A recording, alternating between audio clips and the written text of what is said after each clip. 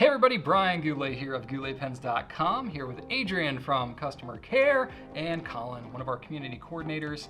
And we are shooting a video on pen battles to see which of these two is the best starter fountain pen and which one will reign supreme. So let's take a look at our two contenders. We're going to start off with the Lamia Safari. Now this is a very popular starter pen in Germany, especially for school children, and is not as widely known in the US, though it's gaining a lot of popularity because of so many great colors. It's known as a great workhorse fountain pen, and they come out with these special editions every year that seem to get people really excited about the colors. There's a nice variety of nib sizes that are available on the Safari, extra fine, all the way up through a 1.1 millimeter stub. And then we have the Pilot Metropolitan. So this comes from Pilot Japan, which Pilot just celebrated their 100th anniversary in 2018. However, the Metropolitan is a relatively newer pen for them. They developed specifically as an introductory pen for fountain pen users. The Metropolitan has a wide variety of colors, though they don't do special editions annually like Lamy does with their Safari. The nice thing about these though is they have finer nibs, so if you want to write a thinner line, those Japanese nibs will make a difference from the German counterparts, and you can see more about that in our fountain pen nib sizes video. So looking at the two pens, you can see that there's an aesthetic difference, but one thing that you can't tell without holding the pen in your hand is that the weight difference is pretty significant between the two pens. One is only 17 grams, that's the Safari, and it's a little bit lighter, whereas the Metropolitan has got more heft to it, 26 grams. There's a difference in the weight because of the material of the pens. The Safari is a resin, whereas the Metropolitan is a lacquered metal. Cool, so those are some of the raw facts that we have of the pens, but let's talk about some actual opinions here. So, Adrian, I know you're more of a fan of Lamy, so what are some of your favorite things about the Safari? So the thing I really like about the Safari is the sculpted grip and the overall weight of the pen. The sculpted grip really helps you hold your fingers the right way. It's a nice lightweight pen, so longer writing sessions, your hand doesn't get tired. Fair enough. Now, I know I'm not alone in saying that that grip can be a real problem for some people. Like, I get a lot of opinions saying that that's a real deal breaker. One thing I do like about the Metropolitan is the weight that it has. It feels sturdy, feels more durable. It has a very classic look to it. I just think that that goes a long way. Fair enough. And I'm kind of of the opinion, I love both pens, honestly, so I probably straddle the line a little bit more. I didn't want to pigeonhole you as the Lamy hater I can here, take but that's okay. To your point, Rachel has a four-fingered grip. She's not as much into the Safari thing. Me, I can go either way, so these are great points to talk about. Let's talk about nibs, Colin. I know you got feelings about the nib. Yeah, I really like the nibs that are on the Metropolitan because they have that Japanese style to them, so they write a little bit finer than what you would see from Lamy.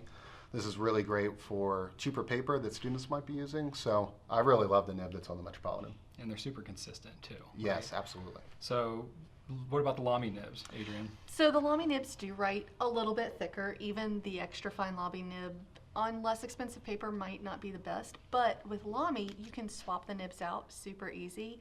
You don't even have to buy a new pen. You can just buy a replacement nib. So one pen can give you a wide variety of writing options. So one thing, even though the Metropolitan doesn't have a spare nib itself, it is swappable with nibs from the Explorer, the Kakuno, so you can actually, the Plumix, so you can actually pull the nibs from those other pens and swap them between each other. So not quite as convenient as Lamy, but still possible. Well, one thing is that the Kakuno, the clear one, actually has an extra fine nib that you can swap right onto the Metropolitan. I know people really love the Japanese extra fine, so that is actually a cheaper option than what Lamy's replacement nib is. If you want to buy another pen, that's fine. But let's talk about the ink cartridge and converter instead. Sure. Lamy comes with a great ink cartridge, but it also comes with a fantastic converter. It's really intentional because the converter has the knobs, so you know that it's seated in your pen really nicely. You don't have to worry about it being loose or leaking. And it's an intentional design overall. With the ink window, you can also keep an eye on where your ink level is so you don't run out accidentally while you're taking those really important notes. Good point, Colin. Now, I only have one thing to say about that. You have to pay for the converter in addition to the pen with Lamy. The Metropolitan comes with a really great squeeze converter that you can use bottled ink right out of the gate. As soon as you get that pen, you're writing with your favorite Noodler's ink, your favorite Colorverse ink. It's ready to go. I mean, yeah, coming with a squeeze converter is nice, but you can't see through it. It's kind of hard to tell how much ink you've got, and even the see-through Con 40 doesn't get a really full fill. You get a much better fill with the LAMY converter. Okay, a little bit of shade for both of these pens, a little bit of love too. Let's talk about some of the reviews that we've seen on these. I think these support some of your arguments, but we got one from John H. on the Safari that says, a great writing pen that writes well and gives a bit of feedback on the page, very light and comfortable to write with. The grooves at the end of the barrel help me to keep a constant correct grip while using this pen. And Sarah L. on the Metropolitan says, easy to fill with sample ink using the squeeze mechanism and even easier to write with. I think I'm hooked. I love the easy flow of ink and how little effort is needed to glide my pen over paper.